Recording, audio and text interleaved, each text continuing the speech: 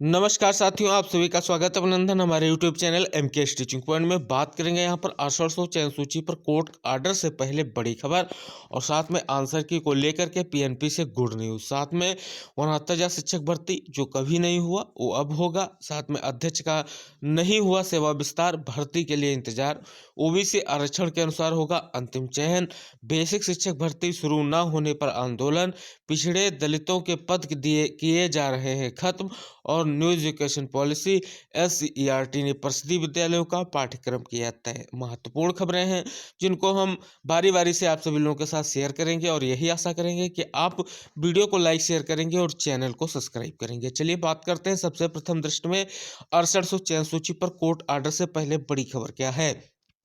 तो साथियों, जैसा कि यहाँ पर हम आपको अवगत करा दें, 6800 चयन सूची के लिए बड़ी खबर सामने निकल कर आ रही है कि 6800 चयन सूची पर लगभग मुहर लगना तय हो गया है कोर्ट आर्डर में।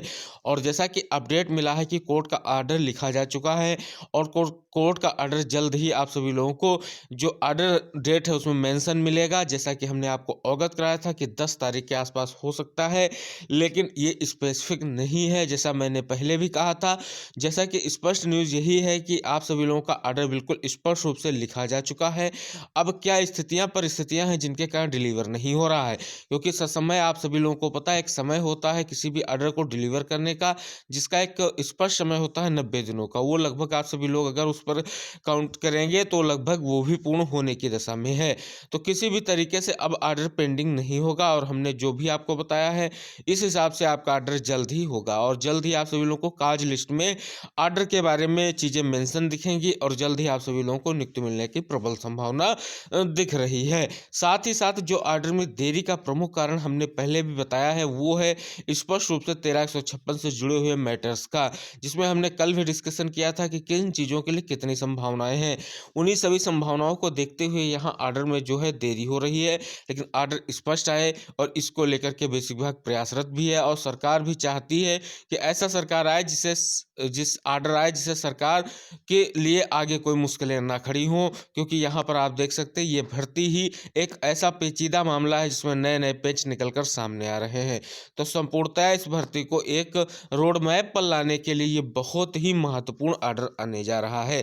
अब बात करें यहाँ आंसर की प्रकरण पर पीएनपी से क्या खबर सामने निकल कर आई है, तो हम आपको अवगत करा दें। जहाँ तक नामांकन पत्रों को जारी करने, नामांकन पत्रों की जाँच यानी जो आपका प्रत्यावेदन लिया था उसकी जाँच करना और उसके बाद में उन अभ्यर्थियों का रिजल्ट आउट करना, इसको लेकर के बड़ी अपडेट सामने निकल कर आई है। जल्द ही आप सभी लोगों का जितने भी एक अंक का लाभ पा रहे हैं भर्ती, उनका रिजल्ट जारी किया जाएगा और उसके बाद डाटा एनआईसी को भेजा जाएगा और उसके बाद परिषद इस आप सभी लोगों के लिए कट ऑफ और गुणांक का निर्धारण करने की जो प्रक्रिया है उसको आगे बढ़ाएगी। तो इस समय आप सभी लोगों का जो फरवरी का मंथ है बहुत ही महत्वपूर्ण मंथ है। चाहे आप वो 6800 चयन सूची से संबंधित किसी भी मुद्दे को लेकर के हो या आंसर की प्रकरण को लेकर के हो, दोनों महत्वपूर्ण है। फरवरी का ये जो मंथ है इसी में सारी चीज़ें स्पष्ट हो जानी हैं। तो देखने वाली बात होगी कि कब तक आप सभी लोगों के लिए लिया जाएगा ये फैसला नियुक्ति के लिए। क्या आप सभी लोगों के लिए मेरिट और गुणांक रहेगा नियुक्ति के लिए, जो भी होगा हम आपको अवगत जरूर कराएंगे जैसे हमें कोई महत्वपूर्ण अपडेट प्राप्त होता है। हम बात करेंगे 69,000 शिक्षक भर्ती में जो कभी नहीं हुआ वो अब होगा, क्योंकि किसी भी भर्ती में इतना बड़ा घोटाला भी नहीं हुआ था जिस हिसाब से यहाँ पर ओबीसी साथियों के आरक्षण का घोटाला किया गया और एक गलत न्यायोचित ढंग से जो आरक्षण मिलना चाहिए था, जो नियमावली के अनुसार आरक्षण मिलना चाहिए था, वो सभी अन्य वर्ग के अभ्यर्थियों को दे दिया गया, जिससे यहाँ पर ये मामला सामने निकल कर आया। अब प्रयास यही किया जा रहा है कि इस भर्ती में जो है जितने भी आरक्षण का नुकसान हुआ उन सभी अभ्यर्थियों को यहाँ पर ससमय नियुक्ति दी जाए। लेकिन देखने वाली बात होगी यहाँ पर आप सभी लोगों को पता है एनओसी के बाद अब आंसर की प्रकरण पर नियुक्ति का प्रक्रिया चल रही है और उसके बाद इसी तरीके से 6800 केस डिसीजन होने के बाद वो भी मुद्दा सामने निकल कर आएगा नियुक्ति को लेकर के। तो अगर कहें किसी अन्य भर्ती में इतने पदों को दिया जाना और इस तरीके का होना अब स्वाभाविक नहीं था, लेकिन इस भर्ती में सब कुछ संभव हुआ हुआ है।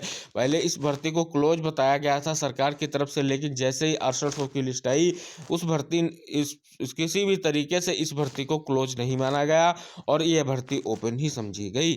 अब देखने वाली बात होगी, दो ही प्रयास विभाग के रहेंगे।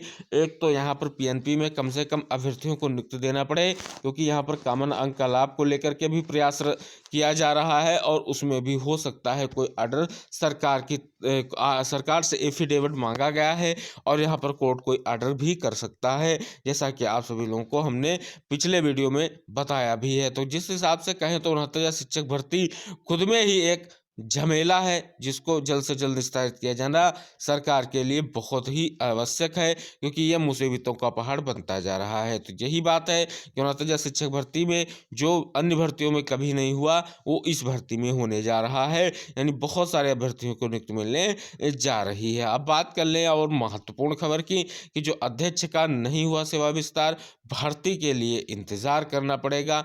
बहुत ही महत्वपूर्ण खबर सामने निकल कर आई है। उत्तर प्रदेश उच्चतर शिक्षा आयोग के अध्यक्ष प्रोफेसर ईश्वर शरण विश्वकर्मा और सदस्य रजनी त्रिपाठी का कार्यकाल सोमवार को पूरा हो गया।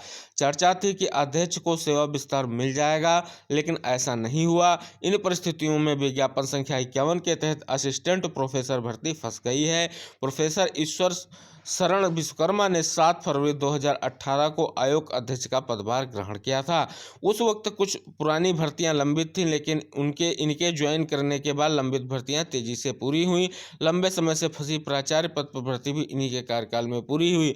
इस दौरान विज्ञापन संख्या 50 के तहत अशासकीय महाविद्यालयों में असिस्टेंट प्रोफेसर के तकरीबन 2000 पदों पर भर्ती की गई। यानी इनके जो भी चीज़ें थी वो स्पष्ट हुई इनके कार्यकाल में, लेकिन अब कार्यकाल विस्तार नहीं किया गया है। जो आपकी विज्ञापन संख्या 51 है उसके लिए जो पदों में भरे जाने हैं, उसके लिए जो आवेदन की प्रक्रिया पूरी हुई थी, अब तिथि की घोषणा को लेकर के असमंजस की स्थितियां बनी हुई हैं और इनके जो है आप सभी लोग देख सकते हैं सेवा विस्तार नहीं मिल सका है। ओबीसी आरक्षण के अनुसार होगा अंतिम चयन। मध्य प्रदेश की तरफ से बहुत ही महत्वपूर्ण खबर सामने निकल कर आ रही है। मध्य प्रदेश सरकार का फैसला है कि लोक सेवा आयोग ने रविवार को राज्य सेवा मुख्य परीक्षा 2020 परिणाम जारी कर दिया है। पीएससी में अप्रैल 2022 में 260 पदों के लिए यह परीक्षा आयोजित की थी। ओबीसी आरक्षण पर न्यायालय से अंतिम निर्णय नहीं होने के कारण एमपीपीएससी ने लंबे समय तक परीक्षा परिणाम जारी नहीं किए थे। अब 3 भागों में परीक्षा परिणाम जारी किए गए हैं। देख सकते हैं यहाँ पर भी आरक्षण को लेकर के अस्पष्टता थी और उसको स्पष्ट करने के बाद ही आप सभी लोग देखते हैं यहाँ पर रिजल्ट आउट किया गया है। अगली महत्वपूर्ण खबर सामने निकल कर आ रही उत्तराखंड सरकार की तरफ से कि बीएड टीईटी प्रशिक्षित महासंघ ने बेसिक शिक्षक भर्ती की काउंसलिंग पर रोक के खिलाफ आंदोलन का ऐलान किया है।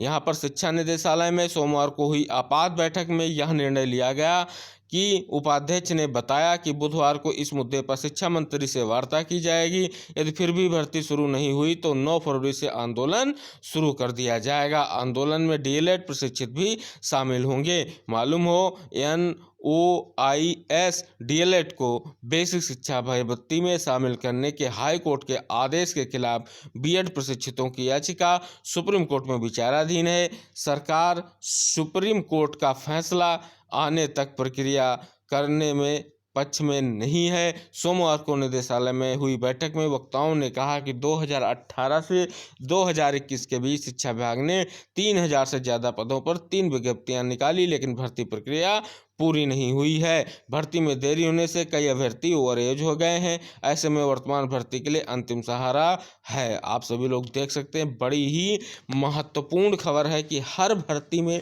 कोर्ट का यहाँ पर जो है देखेंगे तो हस्तक्षेप अनिवार्य होता दिख रहा है। बढ़ेंगे आगे, बात करेंगे अगली महत्वपूर्ण खबर।